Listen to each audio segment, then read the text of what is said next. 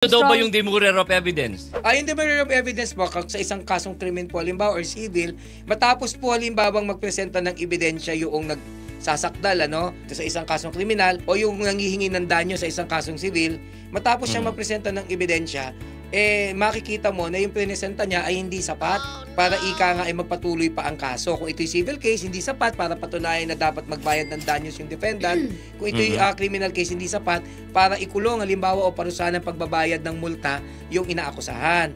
So yung inaakusahan or yung defendant, pwede silang magsampa po na tinatawag na demurrer. Ibig sabihin ng demurrer, matapos silang maipakita ang ebidensya, kulang naman, hindi enough. So ang ginagawa ng korte kapag yan ay may katwiran at valido naman, dinidismiss na yung case. Kasi mas maganda, pinapabilis natin yung kaso.